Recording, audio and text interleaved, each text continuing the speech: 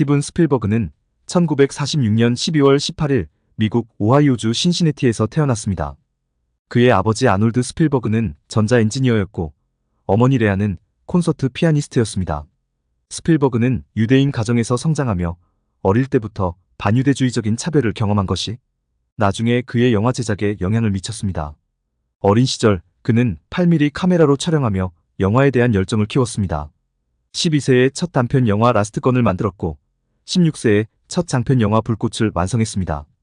스필버그는 이 영화를 동네 극장에 개봉한 적도 있는데 극장주는 이 아이는 세상을 놀라게 할 것이라며 감탄했습니다.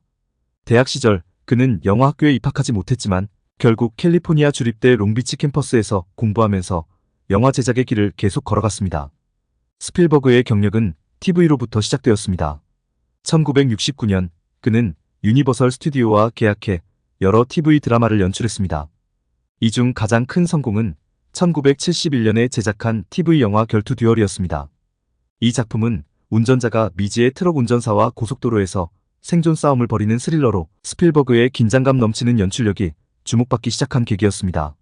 그는 정식으로 영화를 배운 적이 없이 초기 작품부터 천재성을 드러냈습니다. 이 영화는 완성도가 뛰어나 TV를 넘어 상영 분량을 늘려 해외 극장에까지 방영되기도 했습니다. 듀얼의 성공으로 스필버그는 당시 톱스타인 골디온, 벤 존슨 주연의 슈가랜드 특급을 제작했는데 이 영화가 칸 영화제 경쟁 부문에 초청받아 각본상을 수상하면서 본격적으로 주목받기 시작했습니다. 당시 벤 존슨은 톱스타인 자신에게 기자들이 몰리자 나 말고 스필버그 감독을 인터뷰하시죠 라면서 스필버그의 능력을 인정했습니다. 스필버그를 국제적인 스타 감독으로 만든 작품은 1975년 개봉한 조수였습니다. 이 영화는 거대한 백상어가 해안마을을 위협하는 이야기로 스필버그의 연출력과 서스펜스가 돋보였습니다. 또한 이 영화는 현대 영화의 마케팅과 배급 방식을 혁신했으며 여름 블록버스터 개념을 탄생시켰습니다. 1982년 스필버그는 E.T.를 발표하며 가족영화의 대표 감독으로 떠올랐습니다. 이 영화는 외계인과 한 소년의 우정을 그린 작품으로 감동적이면서도 상상력이 넘치는 스토리로 전 세계 관객의 마음을 사로잡았습니다. E.T.는 개봉 당시 전 세계에서 가장 높은 흥행 수익을 기록하며 스필버그의 명성을 확고히 했습니다. 또한 스필버그는 인디아나 존스 시리즈를 통해 모험 영화의 새 지평을 열었습니다. 조지 루카스와 함께 제작한 이 시리즈는 1981년 첫 번째 작품인 레이더스로 시작되었으며 주연을 맡은 해리슨 포드의 매력적인 연기와 스필버그의 역동적인 연출로 엄청난 성공을 거두었습니다. 이 시리즈는 총 4편이 제작되었으며 스필버그는 고전적인 모험 영화와 현대적 스펙터클을 결합한 독특한 스타일로 찬사를 받았습니다.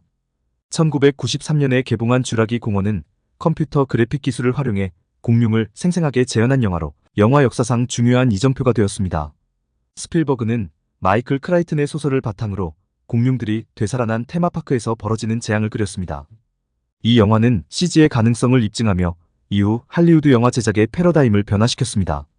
쥬라기 공원 역시 엄청난 흥행에 성공하며 스필버그의 블록버스터 영화의 대가로서의 입지를 다시 한번 확인시켰습니다.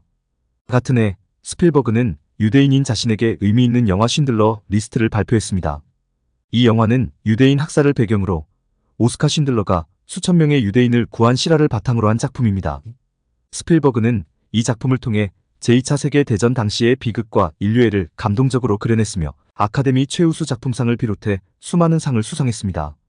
쉰들러 리스트는 스필버그의 유대인 정체성과 인류애에 대한 깊은 고찰을 담은 작품으로 비평가들로부터 높은 평가를 받았습니다. 이 영화는 스필버그의 감독 경력 중 가장 중요한 작품 중 하나로 손꼽히며 영화의 상업성과 예술성을 모두 잡은 예로 평가받습니다. 스필버그는 1994년 제프리 카젠버그, 데이비드 게펑과 함께 드림웍스를 설립하며 영화 제작자로서의 새로운 경력을 쌓았습니다. 드림웍스는 슈렉 시리즈와 같은 애니메이션부터 다양한 장르의 영화 제작에 이르기까지 큰 성공을 거두었습니다.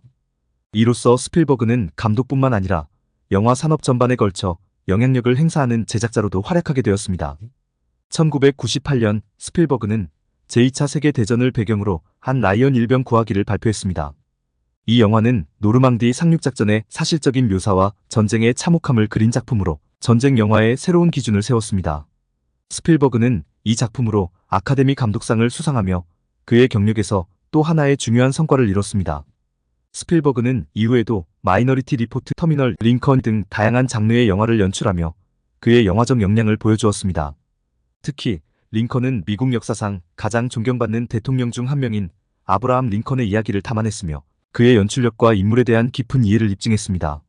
또한 AI는 SF로 다시 쓴 피노키오 동화라는 찬사를 받으며 인간과 기계에 대한 철학적인 화두를 던지기도 했으며 최근에는 파벨만스를 통해 스필버그 자신의 자전적인 이야기를 다루면서 또다시 많은 화제와 함께 여전한 흥행력을 보였습니다. 스필버그는 3차례 결혼했으며 현재는 여배우 케이트 캐프쇼와 결혼 생활을 이어가고 있습니다. 그들은 여러 자녀를 두었으며 스필버그는 자녀들과의 관계에 깊은 애정을 드러내왔습니다. 또한 스필버그는 자선 활동에도 적극적으로 참여하고 있으며 홀로코스트 희생자들을 기리는 비영리 재단을 설립하는 등 그의 유대인 정체성을 바탕으로 한 다양한 활동을 펼치고 있습니다. 스티븐 스필버그는 영화 산업에서 50년 넘게 활약하며 다양한 장르에서 작품성을 인정받은 감독입니다. 블록버스터와 예술적 성취를 동시에 이뤄낸 그의 영화는 관객에게 큰 감동을 주었으며 영화 제작 방식에 혁신을 일으켰습니다.